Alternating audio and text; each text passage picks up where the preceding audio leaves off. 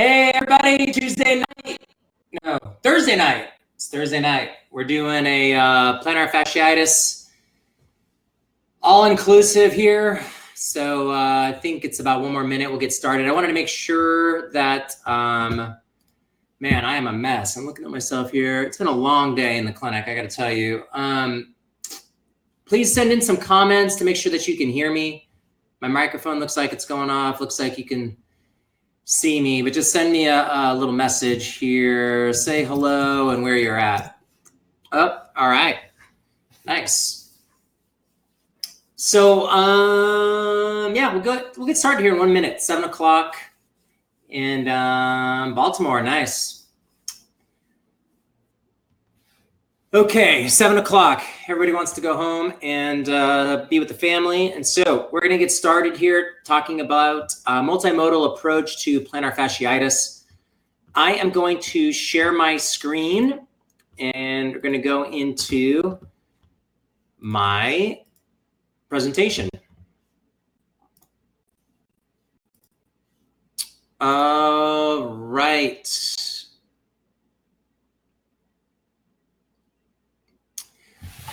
Okay, so what we're going to talk about today is with plantar fasciitis. Number one, we're going to look kind of at the current evidence. I have shared 2 articles with you, which I derived a lot of this information from. So feel free to download those. If you're listening to this on my YouTube channel, I will link those in the comment section below. So just look for those. Anything I mention, I'm going to try to link in the messages below to make life a little easier. So we're going to talk about some current evidence. Oops. We're going to talk about some pain control because we really need to manage the pain for these people. How we kind of protect the tissue, and then how do we strengthen the tissue. And ultimately, as you'll see, the 2 things I think are the most important are protection, getting the pain levels down, and then also the strengthening component. My name is Cara. I am board certified in sports medicine and in rehabilitation. My PhD is in sports medicine. I'm also a chiropractor, strength coach, certified athletic trainer. I've done a bunch of different stuff, but I primarily practice. I see patients from about 8 a.m. until, plus or minus about this time every night. So I love what I do, but I also like doing this stuff too, education and research, and really trying to figure out what is the best for my patients to overcome. Because in all reality, that's why I'm in this business, is to get people feeling better and moving better so they can do the activities that they love to do. So if you know anything about me, or maybe you don't, I really like to look at tissue as a demand versus capacity problem. So what I mean by that is injury occurs when the demand exceeds capacity. So if we have this 100, this dotted line, that's what a patient's capacity is. Over here, this green line is activities that are below the capacity. So as long as we are below the capacity, my tissue, I'm not going to get injured. When we exceed capacity, so that's what is happening, the exercise or the activity exceeds capacity, all of a sudden, boom, our capacity drops. And this is a big problem because it can take 12 to 16 weeks, according to the research, in order to gain strength and hypertrophy. And we've got this big gap. These lines are the big gap between where we are and where we want to be. So that's where I'm coming from this from. I really think that we underestimate how much we need to load in rehab. And so one of the things that I like to do is load tissue as heavy as I can, as safely as I can. And I'll kind of talk about some ways that I do that. The manual techniques that I do are all about making people's pain levels go down so they can do more exercise to increase their capacity. So I hope that makes sense. Like, I don't really care what modality you're using, whether you're using dry needling or you're using you're using manual therapy as far as manipulation, you're using ART, you're using cupping, people are using foam rollers, other things. Most of that is to get people to feel better. I'm going to talk about some other modalities as well that I use to help get tissue so it's revascularized and also is in a place that it can heal better. But most of the things that I do are really trying to move people away from pain and into performance. So there's your demand. It exceeds your capacity and injury occurs. So what are we talking about tonight? We're talking specifically about plantar fascia or the plantar fasciitis. Fascia is Latin for band. It is gets its strength from collagen fibers that are closely packed. The tissue of the plantar fascia undergoes less than 2% elongation when maximally stressed, meaning it doesn't elongate. And what we know is that for tissue to really deform, it needs a lot of stress. And when healthy, the plantar fascia supports about 25% of the load borne by the arch. So it's taking a lot of our weight, of our upper body weight. And you can see the picture of this plantar fascia. You can also see where a lot of the times the tearing and inflammation is occurring a little bit away from the bone. People will come in with pain right on the bone. And this lateral plantar fascia is not nearly as affected as this medial plantar fascia. This is the most likely area to be injured. It is the most commonly reported cause of inferior heel pain. I did list as many references as I could, and at the end I have some references listed. It's characterized by pain at the calcaneal region or origin of the plantar fascia and has increased thickness of the plantar fascia. And the prevalence is about 3.6% to 7% of the population, according to a few researchers. And the studies show, this is really, really important, and I want you to take note of this. Even though we call it plantar fasciitis, which really makes us think of itis as inflammation, these are not. These are like lateral epicondylitis or medial epicondylitis or patellar tendonitis. They're not really an itis. They are a degenerative process, just like the tendons are a degenerative process. We have to remember that because the degeneration of tendons, the degeneration of this tissue requires heavy loading for long-term results. The first thing that we need to do is make sure what we're treating is actually plantar fasciitis. So I put in some differential diagnoses for everybody. The first one that I see, more often than most of the other ones that I'm going to list, is a nerve entrapment, otherwise known as Baxter's neuropathy. The second one that you can see that I've never seen myself is a heel fracture or a heel stress fracture, or maybe I've seen it, but I missed it. Heel spurs will also cause pain underneath the heel. And then enthesopathy, which is like an autoimmune disease, like a rheumatoid arthritis or some sort of inflammatory process, can also mimic a plantar fasciitis. So if you're treating this thing as plantar fasciitis and it's not getting better at all after 4 to 6 weeks, and we need to really start looking at, is this really truly a plantar fasciitis or is it something else? So Baxter's entrapment, you can reproduce it as a reproduction of pain with abduction and dorsiflexion of the forefoot. If you hold that position, so you think of abduction meaning towards the midline, away from the midline, and dorsiflexion as pulling your toes up towards your shins, hold that for 60 seconds. If it reproduces the pain, then it's a nerve entrapment. It's not a plantar fasciitis. You can also put a tourniquet, like a blood flow restriction tourniquet around the thigh, increase the pressure to about 100 millimeters of mercury in the lower extremity. And if you have increased pain or replicate the pain after about 30 seconds, it's probably a nerve entrapment. The other thing that you can do is try to see if they can abduct their small toe. When this Baxter's nerve is entrapped, it reduces the amount of signaling to the muscles that abduct that small toe, and you won't be able to abduct. You have to nerve floss these, and it takes 6 to 8 weeks of treatment in order to get resolution. You can also do some heating of that medial foot. Here's where this is getting entrapped down into here. You can also do some soft tissue massage or instrument assisted along that area. Calcaneal heel fractures, the best way to confirm this is doing what I'm doing here with a patient, which is a lateral to medial squeeze with my thumb and my forefinger. If you squeeze that hard, that will reproduce the pain, but it shouldn't do that unless that bone is stressed. Heel spur syndrome. This is commonly thought as plantar fasciitis.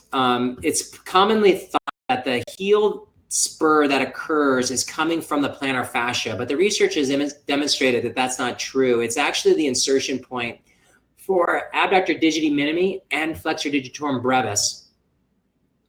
The way that you can tell the diagnosis here, because you really treat plantar fasciitis differently than you treat this, is they typically won't have pain after rest, like in the mornings.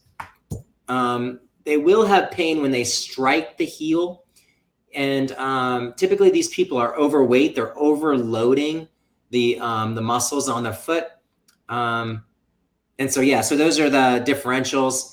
You treat these by creating a space in an orthotic or in their shoe to allow that, that bone to sit in, and also have a conversation about decreasing body weight. Enthesopathy, autoimmune disease. A lot of times with these, you're going to see bilateral pain, which I wouldn't expect with a plantar fasciitis. And you'll see more extreme swelling in something like a rheumatoid arthritis that's going through its inflammatory phase. So do your, have a clinical hat on and make sure that what we are treating is plantar fasciitis with some of these hints. And then what we're going to do is we're going to look at, first of all, the evaluation and treatment process, ruling out the other diagnoses. We're going to test a couple of areas of the foot. Number one being the big toe, the second being the ankle joint. We need good mobility through there. Otherwise, you're altering your gait, and that may be leading to the plantar fasciitis. We're going to talk about some alleviating the pain options as far as injection, shockwave therapy, and dry needling. I use all three of these, although shockwave is my number one go-to approach now.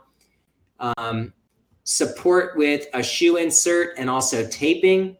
That also helps to reduce the pain. And then long-term strengthening. And so that's what our plan is to discuss tonight. So the first thing we want to do is check mobility of the big toe and the ankle.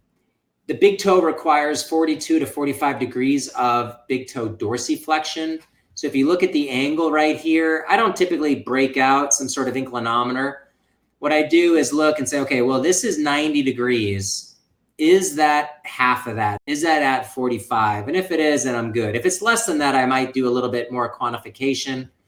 If they don't have that mobility, then foam rolling or using a golf ball in the plantar fascia and then self-mobilization with the big toe is what I recommend. You should typically be able to get 10 degrees of increased mobility. The second thing we need to look at is mobility of the ankle joint. So what I do on my clinic floor, I have a piece of tape that's 4 to 5 inches from the wall. In this case, this one is 4 inches. They place their big toe on the edge. They keep their heel flat, and they should be able to touch their knee into the wall without deviating their knee internally or externally. And I look from behind to make sure they're going straight over their first and second digit. If they can touch the wall, they have plenty of ankle dorsiflexion. If they can't, then I'm going to look a little tighter, and I'm going to start doing some things. There's numerous ways that I do ankle mobility. One of them is with voodoo floss. I really like voodoo floss. The other is using shockwave therapy into the soft tissue of the gastroc and soleus and having them actively do some mobility work. For pain control, there are some options. One of the studies that I provided is from this journal, and it talks about foot injection options. I know not a lot of people are going to do that. I work under a medical physician, and so I am able to do this. Most of the time, I go to a neurotoxin. That's actually, I misspelt that. It should be Dysport. It could be Botox, could be Dysport. Any of the neurotoxins, those are just brand names. The reason that I use the neurotoxin is that although it's a little bit more expensive, there doesn't appear to be any long-term risk for plantar fascia disruption. Other options you have are cortisone to get the pain level down, just knowing that you're increasing the risk, especially with runners, for plantar fascia disruption. PRP is also another option for anti-inflammatory, although then you got to take them off of basically any activity. And I would even consider putting them into a boot if I did PRP for a couple of weeks, which I do not want to do under any circumstances except for the absolute last resort. So that article is in there that you can take a look if it's something that's interesting for you. But I do not resort to these unless it's a last option or they're in so much pain that I just want to get them comfortable so they can ambulate well. We're going to treat these as a tendinopathy. And the reason that we want to treat these as a tendinopathy is because the research has shown that this is a degenerative process. Tendinopathy, not tendinitis, just like how we should be treating our lateral epicondylitis, our medial epicondylitis, our patellar tendinitis, our Achilles tendinitis, our rotator cuff tendinopathies. All these need to be loaded. That's the way it regenerates that degenerated tissue. Passive modalities are not enough for these things. I tell patients it's like a frayed rope. Here's the tendon, then here's the degenerative process. You have these frayed pieces of rope, and we need to regenerate this tissue for long-term outcomes.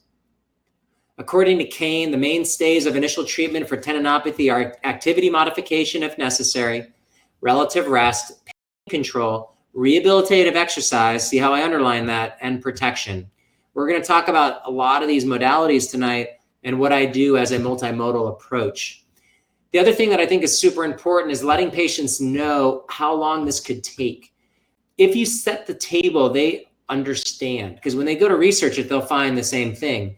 But if I don't tell them it's going to take 4 to 6 months for this to fully resolve, their expectations are going to be too high after 1 or 2 visits. And they're probably not going to come back and see me again. I'm an all cash-based practice. If I don't get people moving in the right direction, at least them believing in me that I'm going to get them there within a first couple of visits, I'm going to lose them to somewhere else.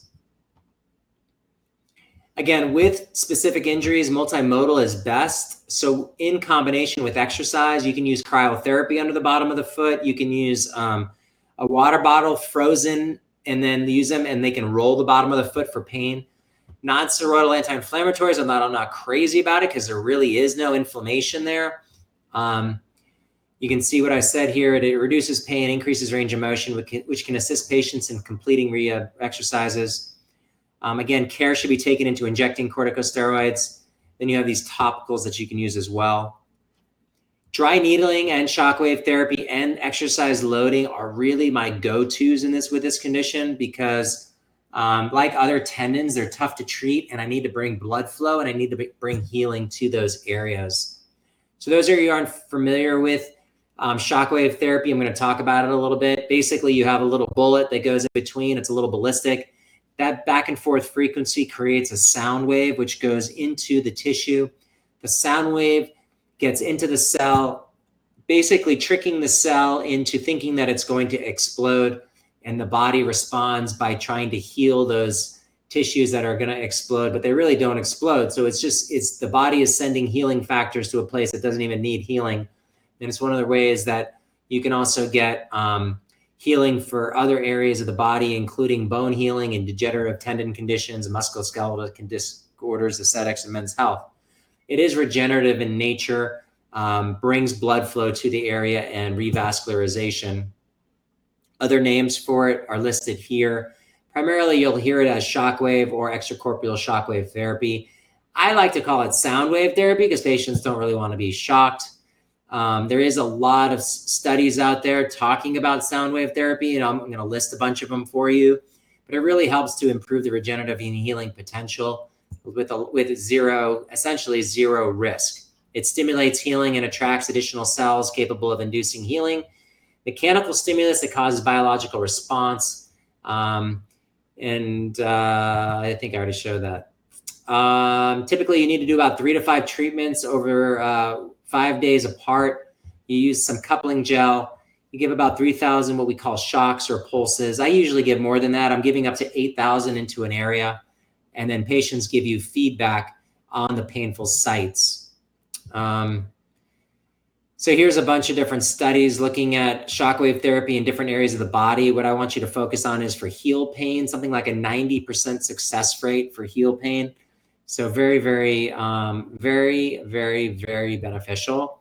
And then I listed a bunch of other studies in there as well. If you want to look further at, hey, what else has it been shown with shockwave therapy? But at 12 weeks, you can see 72% decrease in pain compared to just placebo. There's really nice studies looking at this, really trying to help these patients get over these conditions. And there's a lot of studies. This isn't controversial. You can see me here using shockwave therapy. I'm using it at energy bar 2.6 for about 6,000 shocks at a frequency of 15 gauge. So I'm going to get that depth gauge right between here. And here I'm going right into her spot of pain. Now I got to tell you, she had pain for about 6 months. She's training for the Boston Marathon. She had shockwave done before by a podiatrist. And so when she first came to me, she told me she didn't have any results after 5 sessions. What I found is that I was shocked because I had not had anybody fail with shockwave therapy. But what they did is they didn't send the energy directly into this painful spot. What they did is they just ran up and down the foot a few times. That's not the way to do this. You want to get right into the spot of pain and send energy into that site. 6,000 to 8,000 for me is not abnormal. And so I went to the areas of pain with her and reduced her pain significantly after just 1 session. I thought I had multiple slides, but I went here and then I went here.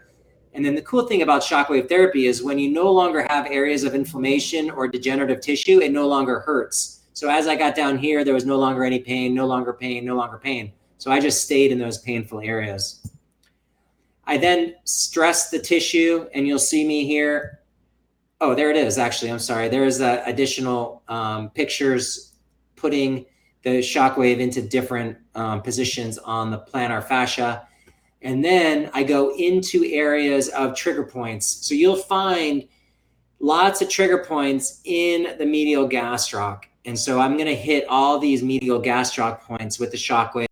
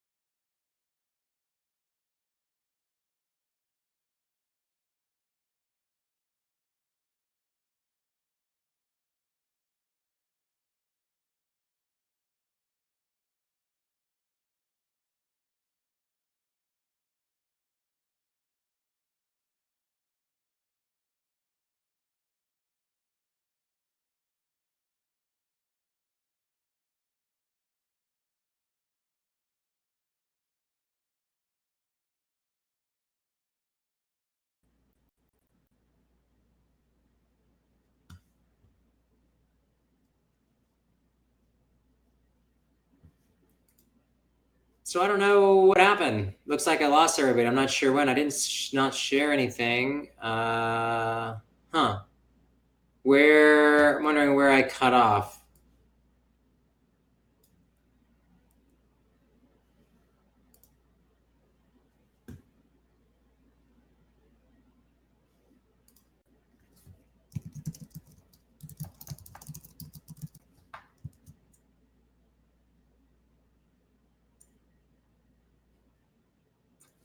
Okay. All right. Got it. All right. Let me go back to my presentation. I'll take it back. I'll take it back there.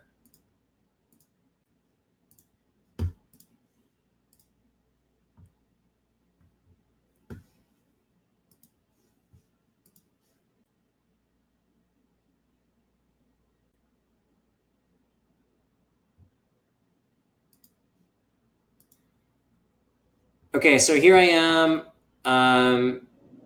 with the shockwave. After the shockwave is done, then I will go to, so here again is shockwave all along the area of pain. And then I'll go into the calf and I'll use this along the calf, along the trigger points. If they have an ankle mobility issue, I can use the shockwave into the tissue in order to gain mobility through the ankle joint. They'll be driving their knee into the ankle, into the wall, sorry. And what I mentioned is that if there's any questions about shockwave, you should contact either Bob or Paul. They are the experts, and they're where I got my unit from. If you don't have a shockwave, dry needling is also effective, but not as effective in my opinion. Using the needles in the area of trigger points. I do it also along the musculotendinous junction, and then also into the plantar fascia, which you can't see. And then I use E-stim and connect the dots between the two to calm the tissue down. I then like to tape to support and reduce pain. Here I'm pre-stretching her toes in dorsiflexion, taping the arch, and then doing a long strip from metatarsal head, stretch around the calcaneus so that there's no bunching of the tape all the way up the gastroc. And then here's where the really, really, really important and the understanding that patients need to know it's going to take some time, something between 2 and 3 months. They got to do high load strength training. So here we're doing high load strength training for flexor digitorum brevis, starting with the toes in dorsiflexion, and I push the toes down to the floor. So this left one is the starting position. This is just a normal TheraBand, pushing the toes down. When they can do this very easy for 20 reps, then increase the load of the band to a red band, then to a black band. You just keep increasing the load. They would do these every other day. 15 to 20 reps, 2 to 3 sets is typically what I have them do. You also want them to work that big toe, flexor digitorum brevis. Flexor hallucis longus and flexor digitorum brevis both help to offset the load on the plantar fascia. Large correlation between weakness of these muscles and stress on that plantar fascia. So we need to strengthen them. Here again, starting position is toe elevated. Finished position is toe down. Same reps and sets. Then I use something called a plantar fasciitis fighter, which allows them to elevate their toes. Patients buy these and take them home. She's doing here double leg heel raise.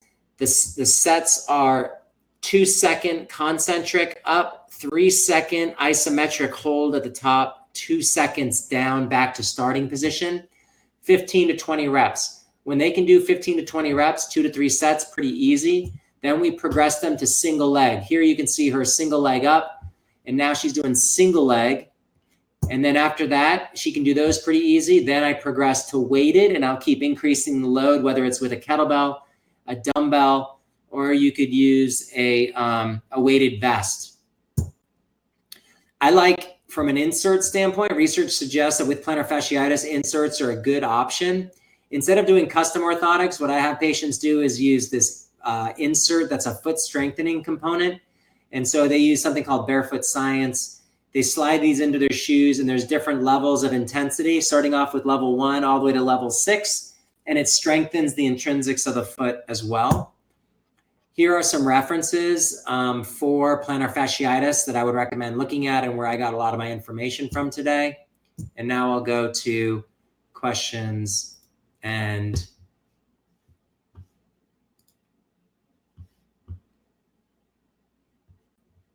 all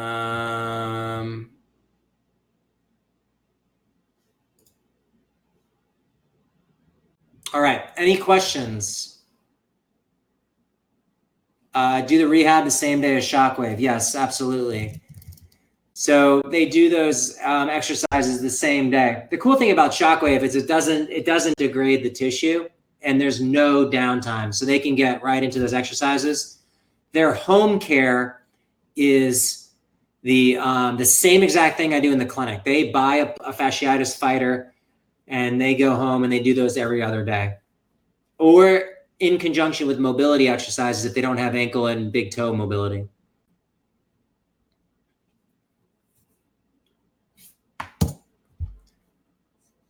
Any other questions right now? I'm sorry, I don't know what happened with, I think my Wi-Fi was acting wonky. Any other questions regarding kind of this multimodal approach to plantar fasciitis? I get really, really good results. When I say really, really good, I haven't had any failures. So it takes a little bit of time. I just got to set the patient up knowing that it's going to take me some time. Typically, I see them about once every 5 days for shockwave for 5 visits. And then after that, I can kind of reduce down to like once a week or once every 10 days, something like that. Any other questions? All right. Well, thank you so much for joining me. Look out for some other things that I'll do in the next probably few weeks. And doing shockwave through the whole treatment. No, you don't have to. I mean, once pain levels are down and they're back to normal activity, I think 5 visits is pretty much the max I need to do with shockwave. If it's really bad and I need to take them to 10 visits, I will. But I haven't had anybody that hasn't responded within 5 visits, so you don't need to.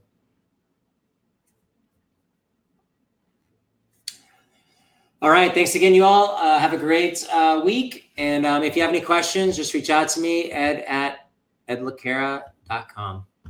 Bye for now.